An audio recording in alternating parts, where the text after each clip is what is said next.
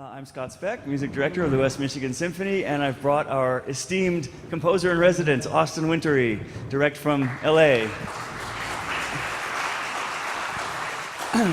Austin has been here once before, and not so long ago at all, about 4 or 5 weeks ago, when we played his Assassin Dances in our Heroes and Villains concert of mostly movie music, but all obviously about heroes and villains, and it made sense to include a piece of that name, which he wrote for us.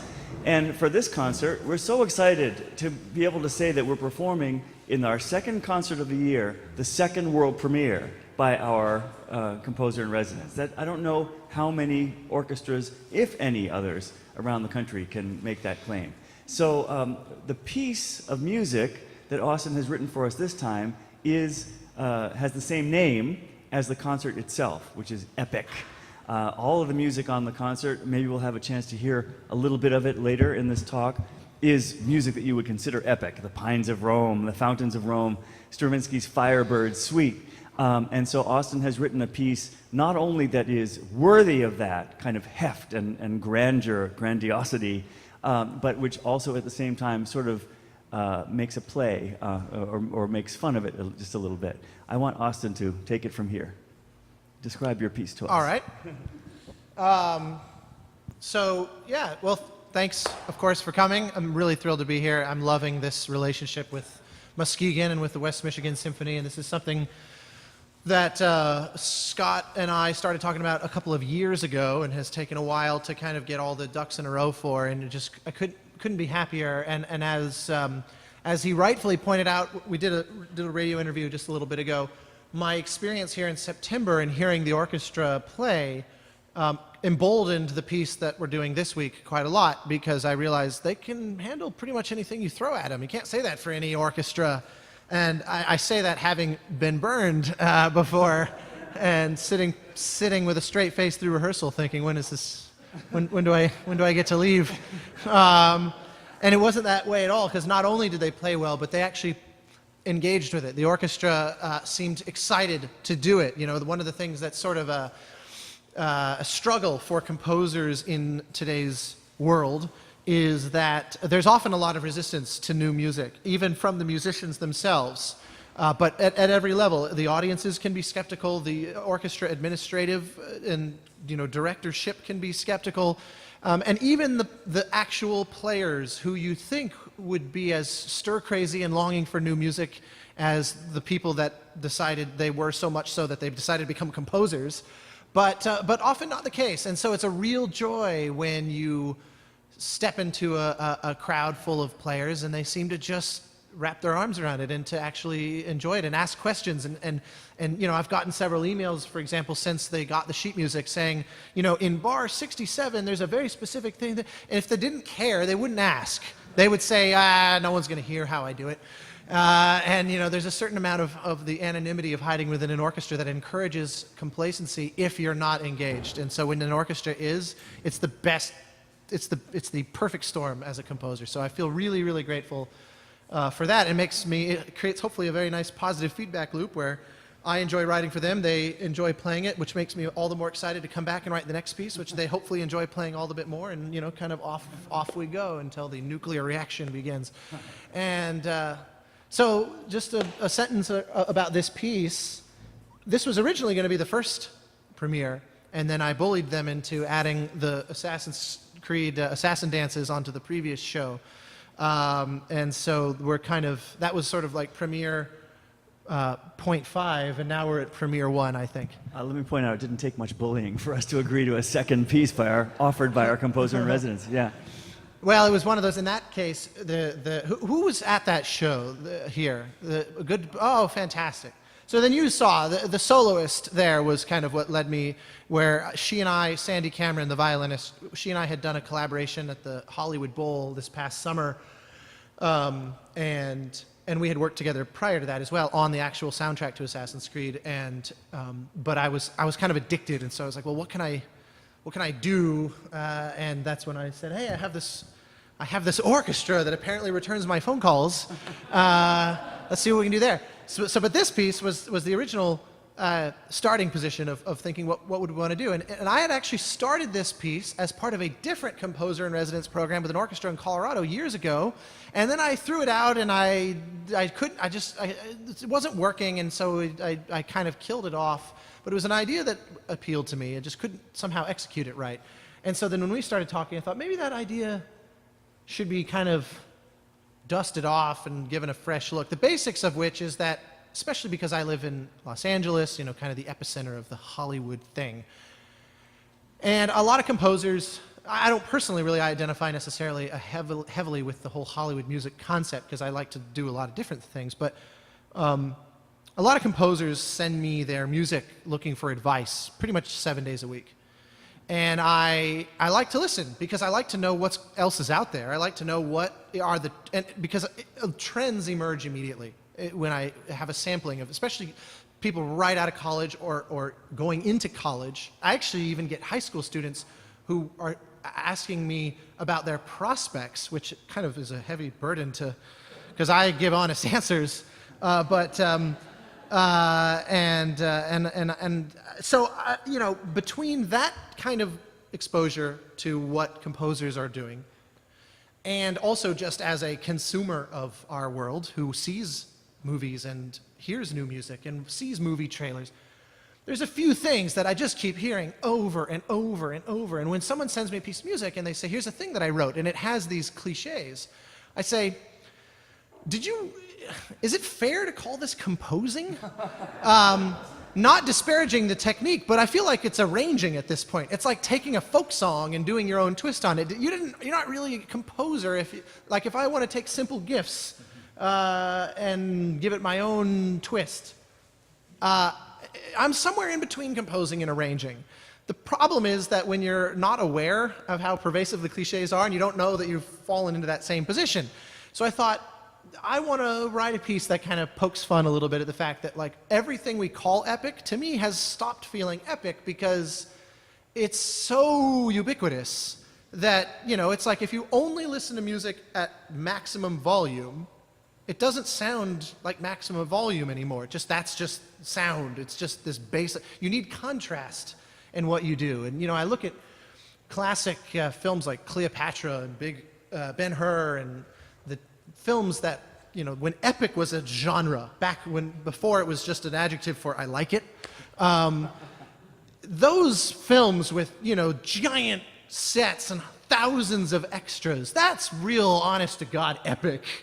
And loud does not equate, or thrilling, that doesn't equate to epic. And so there's one of those that I found myself just so turned off by that phrase lately that I was like, I clearly have to write a piece called epic. And you point out, it's not just epic, but the I of epic is an exclamation point, and then there's a couple other exclamation points after it. Yeah, because it's supposed to be like epic, man! That's the title. Let me also point out, these days, very often, I've seen this, I'm going to say half dozen times, when there's some kind of big blockbuster movie with a big battle scene, preferably in either some imaginary world or long in the past. And they haven't yet finished the music for the movie, but they need something for the trailer, for the preview. They play Carmina Burana, right? They play the beginning, O Fortuna. And that's sort of become cliched. Okay, that signifies that. And there's something about the use of the percussion and the huge choir and the certain chord progression and so on that will cause that visceral reaction in you, that you feel that. And I think you're responding to similarly certain chord progressions, certain use of instrumentation, and so on. Yeah, talk about that a little that's bit? very much. Yeah, you really sold me short not giving me the choir, but that's okay. I really need about a 200 voice choir, but so specifically, for me it actually ended up being this interesting, almost schizophrenia, because I wanted to poke fun at these cliches, but I also am of the mind, I don't like the condescension that comes with outright satire of them, because that's ignoring the fact that they're not showing up in every single film score and every single video game score and every single movie trailer because they're without something compelling. We wouldn't be doing it over and over and over again if people didn't respond that way. And so it's one of those that I don't want to dismiss. I don't want to be like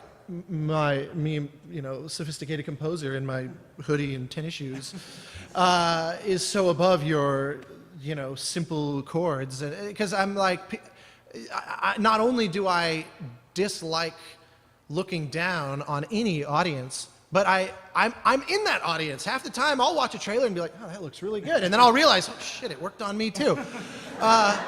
And so I don't want to ignore that fact. I don't want to dismiss the fact that there is something compelling there. It's just, maybe we should, at composers, my community, we should maybe push ourselves to build on it and not just say, okay, well, we've solved music. Now it's just a matter of recycling these gestures and we're good for eternity.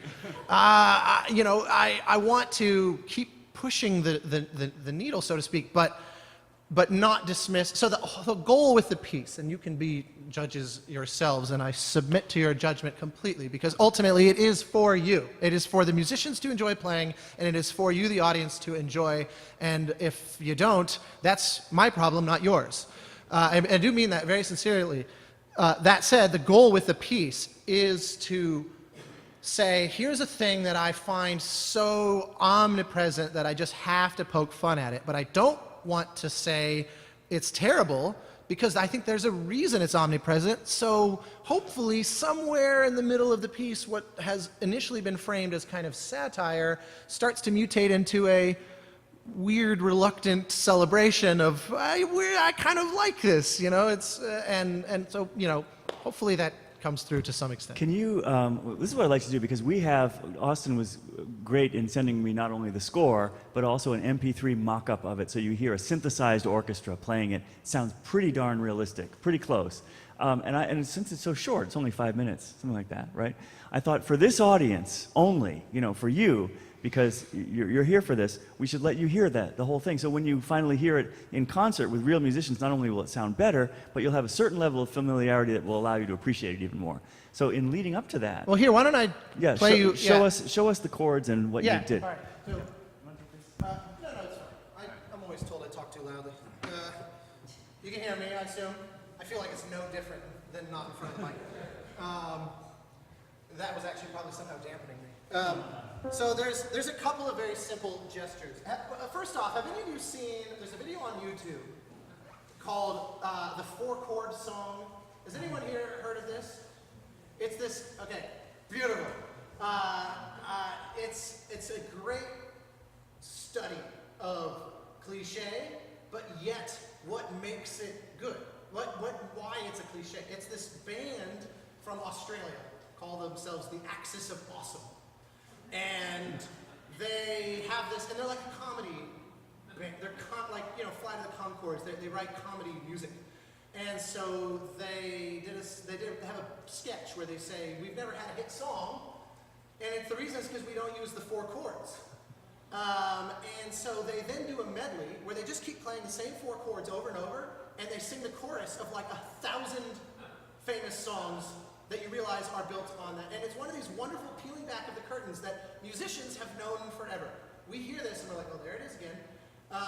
But I actually love sharing with people because it's eye-opening to them to realize, God, and the Beatles, and as forces as disparate as the Beatles to Elton John to Led Zeppelin to, they're all using the same thing. And it's very simple. It sounds like this.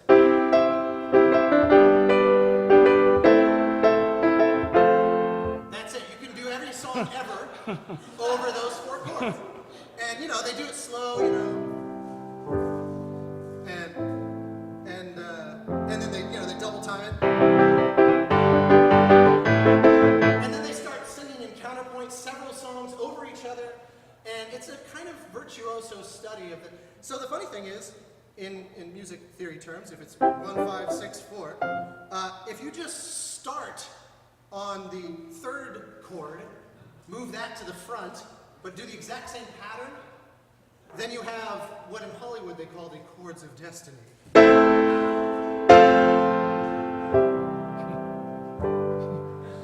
That, every movie trailer and epic film score is that. It's whether you're talking Lord of the Rings, This is actually the theme to The Lion, the Witch, and the Wardrobe randomly came to mind.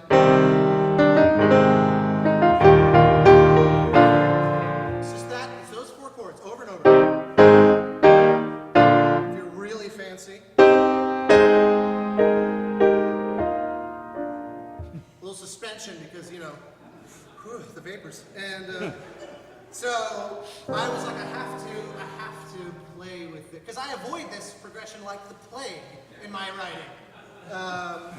And anytime I find myself needing it, I kind of take a drink and because it's too easy to use it. But Chris Rouse, I don't know if you're familiar with the Chris Rouse flute concerto. Right smack in the middle of the third movement, he stops everything and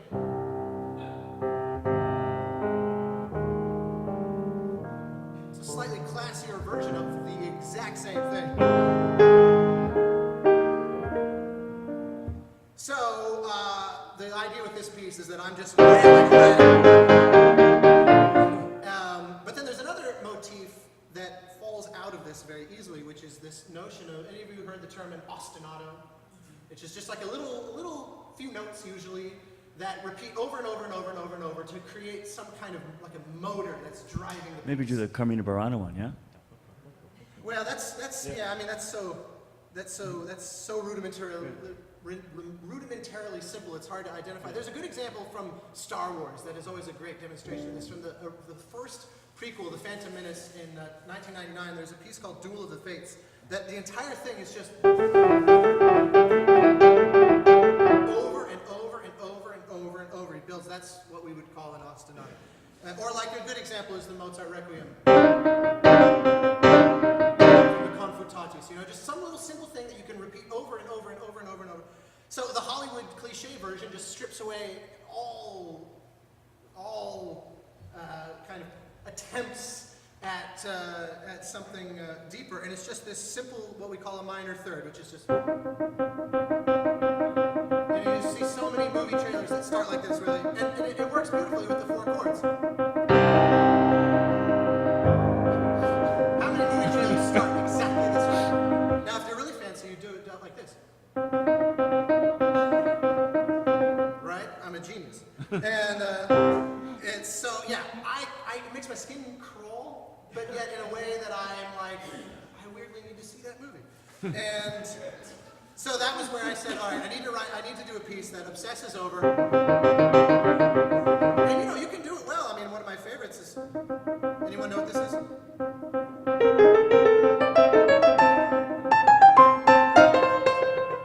It's Prokofiev. No one's against it exists, but it's just so. So that was the idea. Is I take those two ingredients, throw in a big, cliche-sounding heroic theme.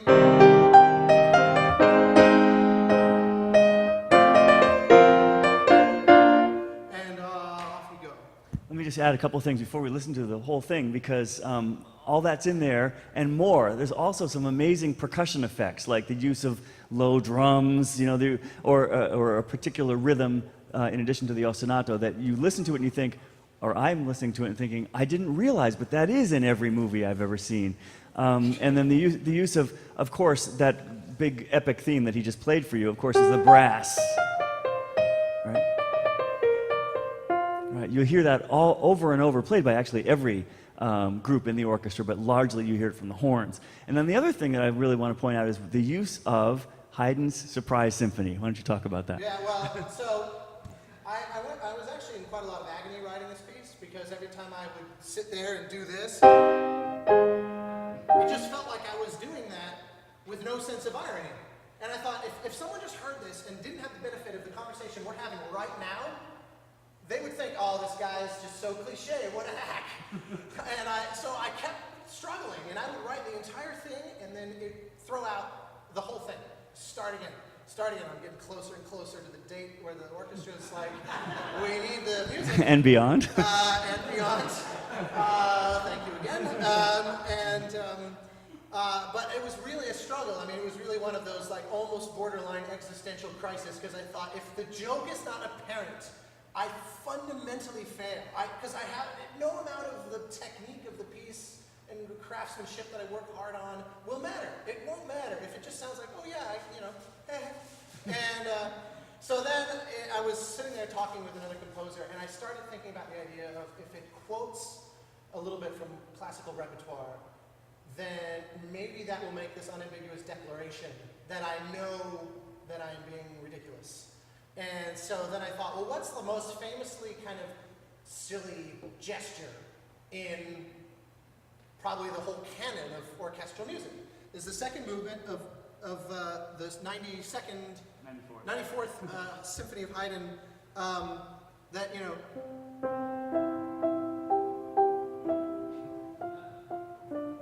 the famous story where he intentionally starts, lulling the audience, and then, gets even quieter. And it's this, I'm sure you're familiar with this, where, he gets very quiet, this very delicate, almost lullaby, and then, and the idea being that you're supposed to be sitting there drifting, and then, God! And so I thought, I'll start the same way, literally quote that tune, but then don't finish it, and then just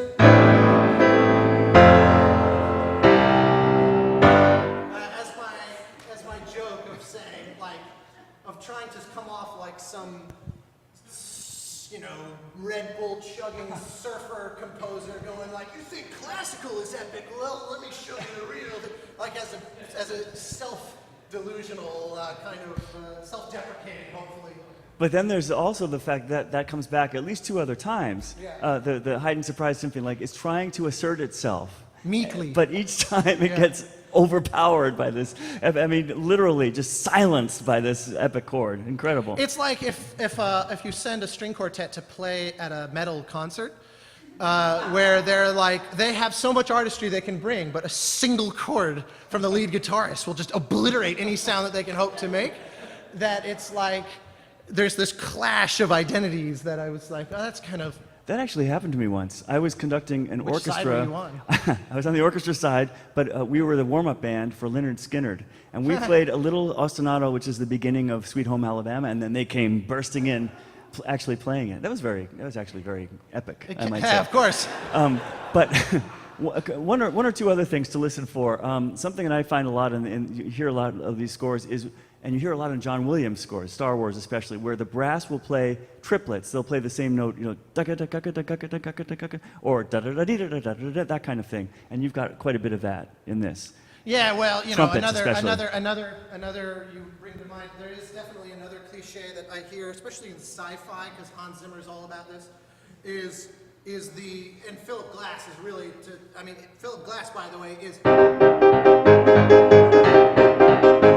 ever heard, he gets fancy because he'll do 3 against 2. Like my right hand is, right and left hand are doing 2 different time signatures.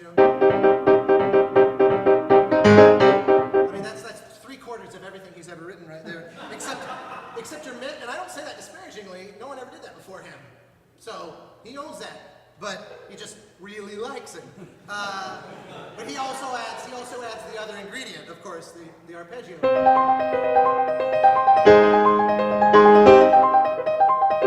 And so that I had to include that. You'll hear that in there as well.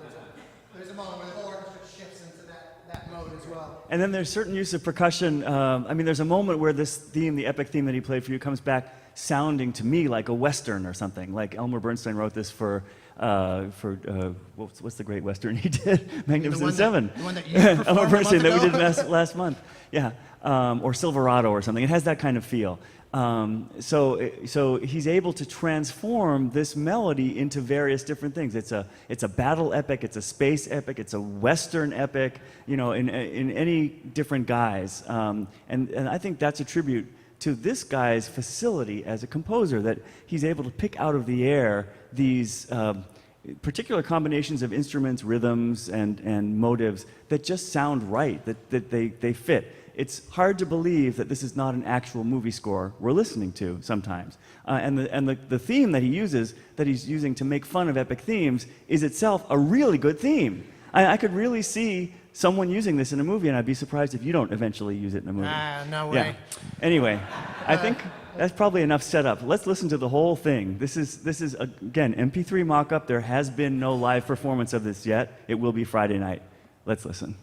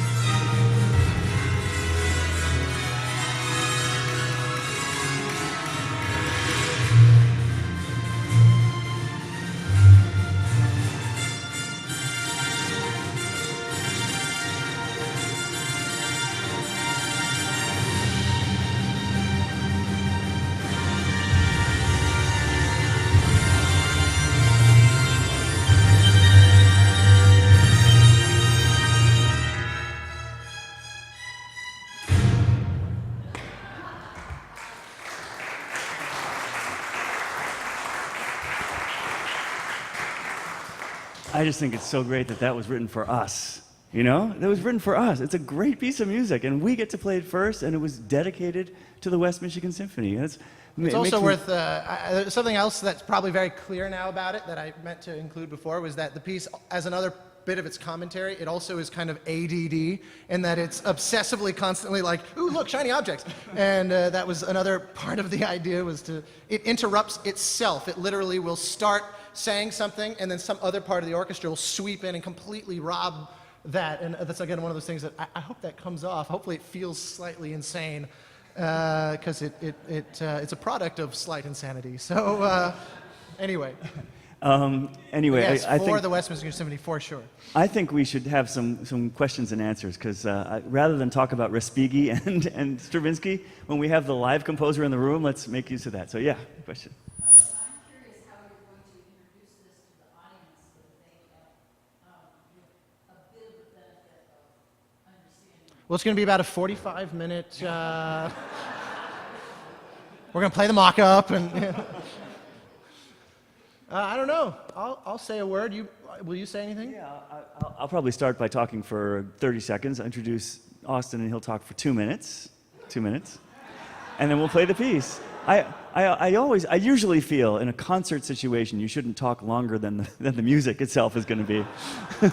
You're right. The piece Right? should be longer. Yeah, the piece should have been longer. What else? What other questions do we have? But in other words, some kind of condensed version of, this. I'll figure it out. Without a piano, of course. Yeah.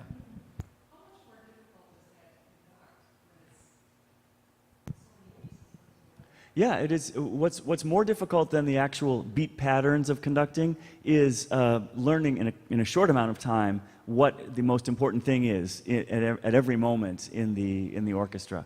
Aside from the beginning with the slow hide and surprise symphony quote, everything else is in one tempo to the end. There are meter changes, but it always actually stays in some subset of this. There's never any 1, 2, 3, 1, 2, 3, 1, nothing like that. It's either 1, 2, 3 or 1, 2, 3, 4. There's a couple of 1, 2, 3, 4, 5s. Everything else is one of those. So in terms of conducting, it's not hard to keep together. But it is the challenge in something like this, really in anything, is bringing out the intention of the composer. And that's something I always I always ask myself, like, if we had Beethoven here, what would he have said? Should we bring out the horn here, or is the violin melody more important, or is the flute counter melody more important? Well, now we've actually got the composer here, and we can ask him that at rehearsal starting tonight. So we'll find those things out. Well, and that part of the challenge of being a composer, you don't always, in fact, most of the time, you don't have the benefit of being there yourself. So it is incumbent on you to make what you write as clear to your intention as possible so that your conductor has as few questions as possible. And that's one of the great gains that have been made over the last several centuries of music notation is, I don't know if any of you have ever seen the spectacular omnibus episode of Leonard Bernstein explaining conducting from the mid-50s, where he spent an entire hour talking through the decisions of the first page of the Brahms First Symphony.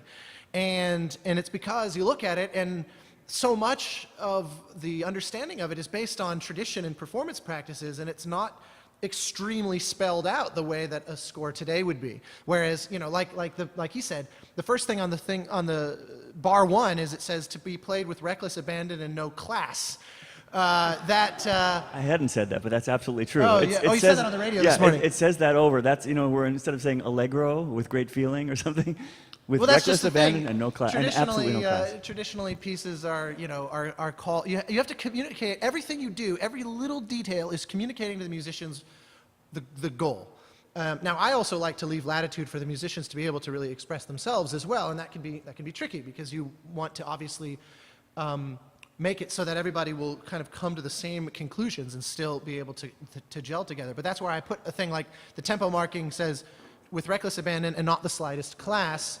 And then also the title of the piece is Epic, where the it's all caps, the I is an exclamation, and then there's 3 more exclamations afterward, all of which hopefully starts to add up to a pretty consistent idea of what we're trying to say. By the way, we tried in rehearsal last night without the slightest class. And after You mean having with the slightest class? we tried without the slightest class. Good. I mean, we tried that. And then we decided to add a little bit of class. We decided to make it with the slightest class, only the slightest. We'll solve that by Friday. But Okay. but yeah, so and then you can get very particular. There actually is quite a lot in that mock-up. There's quite a lot not in that mock-up, especially in the percussion, where I'm asking for very specific techniques that I have no ability to create a rendering of.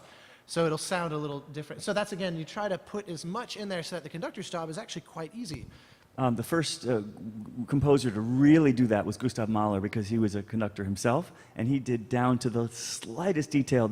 If you do everything that Mahler says, you can't go wrong, because he gives you, for each measure, 5 or 6 different indications of things that he wants. And if there's a chord for the whole orchestra, he doesn't, like Beethoven, write fortissimo for everybody. He'll write fortissimo for the quiet instruments, he'll write mezzo forte for the loud instruments, and it comes out sounding beautifully balanced together. There are other composers like that, Maurice Ravel, and some of the 20th century Impressionists. Respighi is a great example, where if you do exactly what he writes, it's not too hard. But anything before that, especially Brahms or the classics, Beethoven and earlier, you have to use a lot of performance practice and tradition in order to know what they really wanted. Another question?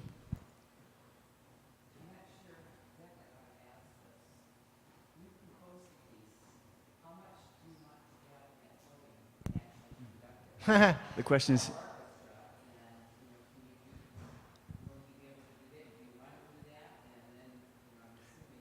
because Austin is a conductor, the question is how much does he want to get up and conduct it? So.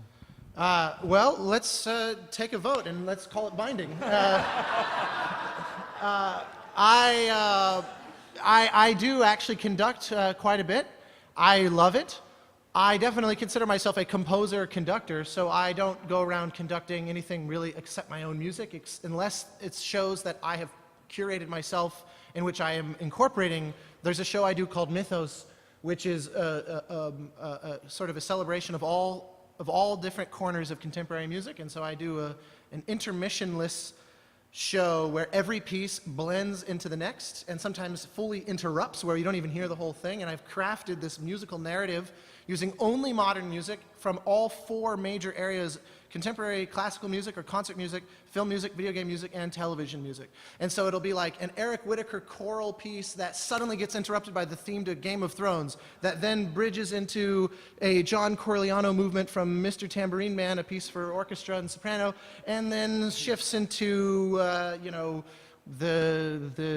like something of my own from the video game Journey or something like that. And it's this, it's a show I've done a few times. So that's an instance where I'm conducting music that I didn't write, but overwhelmingly that is what I do.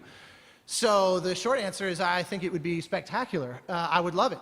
However, I do also, there is something very enjoyable about handing it to someone, especially someone of this caliber, and seeing what they do with it. I actually learn things about my own music that in this kind of weird out-of-body way that it takes this third-person objective perspective to discover and tease out. But that's also really helpful for me because at the moment that I'm conducting it, part of my consciousness is wrapped up in giving this upbeat in the right tempo and making sure people are together and so on. And whereas Austin can sit back and listen to the totality of it and maybe notice something I didn't hear at all while I'm conducting through it in rehearsal. So that's very, very helpful. Yeah. So I have no expectations of conducting this orchestra since I am here at the invitation. When all is said and done, I am here at the invitation of the conductor. So it's like the idea of him inviting me so he can be in the audience is I'm not expecting It's that. very appealing to me, actually. Well, all right, then let's have our vote. But obviously, mainly, the reason we brought him here is because he's such an incredibly good composer. So, yeah. Another question? Yeah. They hate it. I think that everything that we play, this is what I love about our musicians. They so sincerely want to project themselves into the music and give it the best possible rendering it can have. So when I pointed out to them with reckless abandon and not, without a hint of class, not the slightest class, they laughed and they really tried to do that. I think they overdid that last night. That's what I was talking about. But we took it apart last night. As you could hear, you could break the piece up into little episodes, as he said, ADD. So you've got one thing going on, and during that thing, you've got a melody, you've got an accompaniment, you've got rhythm. And all of this has to be balanced, and it has to be made correct in the ensemble together. So we worked on each of those, and sometimes I would say, okay, just who has that ostinato 2-note pattern? That's going to be bass trombone, bass clarinet, cello, bass, bassoon. All of you together, please, with the tom-tom drums or whatever. And then who's got the melody? All right, first violin, cello, and horn. Can I hear you together? And we'd work on that for each of these, maybe 15 or 20 separate little sections, and then we put the whole thing together. So I'm really looking forward to playing it for him tonight, and I think the orchestra is too. I hope. What else? Yes.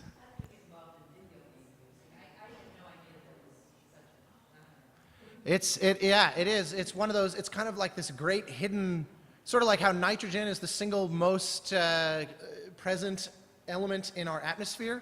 Nitrogen by far more than oxygen, carbon dioxide, et cetera, so too is game music, this kind of great hidden giant Goliath, because as an industry, game music has a larger annual economy than film and music combined. So, you look at like a movie, like these big Marvel superhero films that can easily make $1 billion each. And that's still not enough. You think about that's going on every year, and now we have Star Wars movies on a regular basis and all that. Still, games are a lot more. Now, games, it's an unnuanced statement to make that, because games are also, they're part software industry and part hardware industry. Because if I want to go play a PlayStation game, I go buy a $600 PlayStation and a $50 or whatever game as well. So I've actually bought 2 different products that fall under the umbrella of the same industry. So that's partly why the industry is so much larger, because the actual number of people playing games versus number of people watching movies is still very heavily slanted for films. 100 million people can go see a movie, but if a fraction of that play a given game, it'll make more money than the movie did. So all that said, it is a very fertile ground for composers. And so I got involved because I've been a gamer all my life.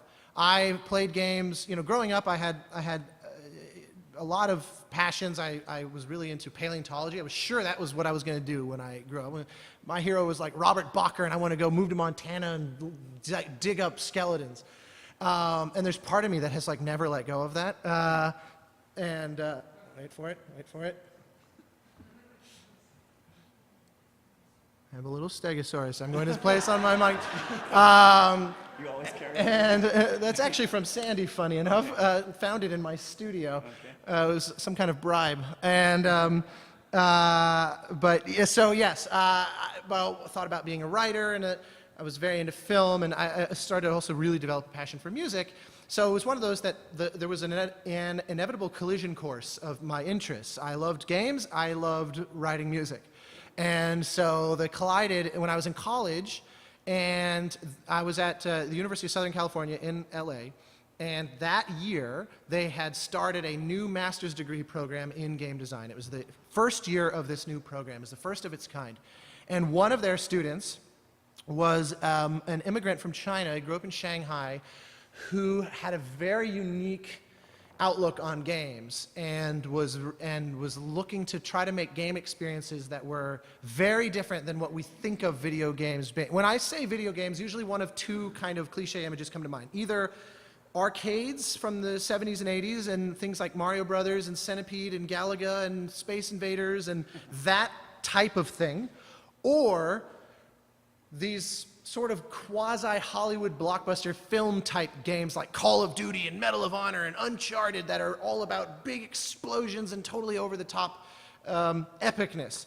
And the reality is that games are much more than both of the games are those two things and much, much more. And this developer, this designer in that MFA program wanted to say, we have books that run the entire range emotionally of the human experience. Games are not currently doing that. Games are currently, the way he described it, which I loved, was that if you imagine a color spectrum, the range of the light that we can see, the colors of light, and you assign an emotion, you kind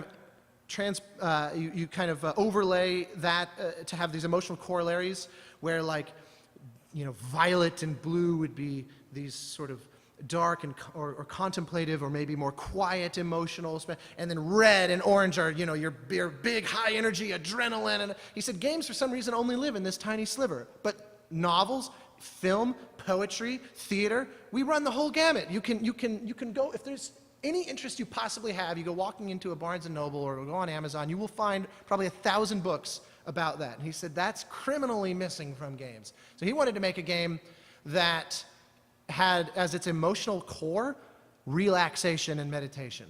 And that was his master's thesis in college. And I happened to meet him while he was looking for a composer. And so I remember I was completely ignorant at the time to the idea that games could be that. They could aspire to the level of artistry as a Shakespeare or a Mahler or a Goethe, and that was his goal. And so we made his little master's thesis together, and it's called Flow, and you play kind of this thing that almost looks like a worm, and you just move through an environment. It's very abstract. There's no storyline declared about it, but the whole point is that it's something that's supposed to be very beautiful and very engaging, but yet relaxing. It's not engaging in a stimulating kind of way, which is a very tough nut to crack, it turns out, because usually that just means boring. And but he called it flow because there's this famous Hungarian psychologist named Csikszentmihalyi who had written a book about the concept of flow theory, which is this vacillation between the two poles of stimulus equals excitement until something becomes too challenging and then it becomes frustrating, versus ease, which is fun and relaxing, but when too easy then becomes very boring. And flow state is this organic back and forth between the two, where you just are having exactly what you need at any given moment. And he wanted to make a video game that exploited that concept, so he called it Flow. We made it. It was a little browser thing that plays in Flash on your computer. Totally nondescript little thing.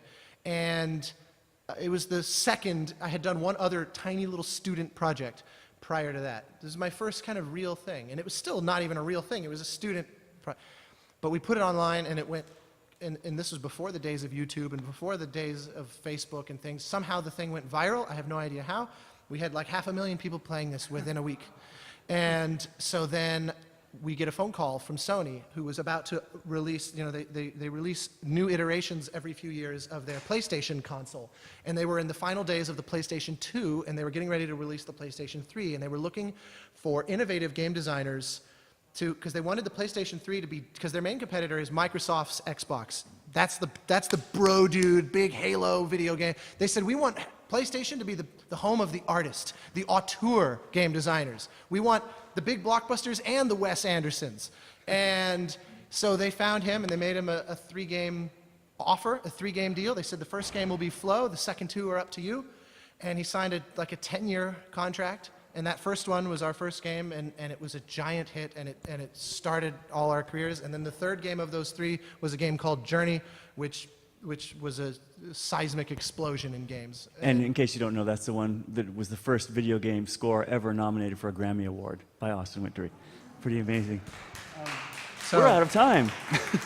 So if there's the 3-hour answer to how I got started. But it's, I love the but the reason I love games is because right now there's this fever and fervor to push the boundaries of what art can be in games, to make something that's very inclusive of all different types of people's experiences, to make things that run the gamut of emotional experiences. And because they're interactive, and it's not like sitting back and listening to a piece of music or watching a film or reading a book, where someone has made a thing and is now sharing it with you, you are invited to participate into the experience in a way that has no precedent in all of human history, and including on the music. The music is itself interactive. The music is different when you play the game one to the next. And to me, that is beyond thrilling. It would be like being a composer right when wax cylinders were invented, and there was something that no one had ever done before. You had to be in the room to hear music for all of history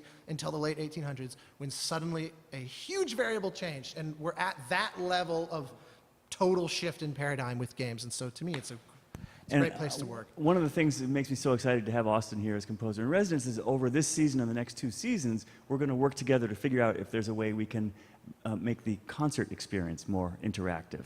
And what is the concert of the future? And the West Michigan Symphony wants to be on the forefront of that. I think we made the right choice in our composer in residence. Thank you, Austin. Feel free to ask more questions. Feel free to ask more questions directly, okay? And so Lunch and Learn is adjourned. Thank you.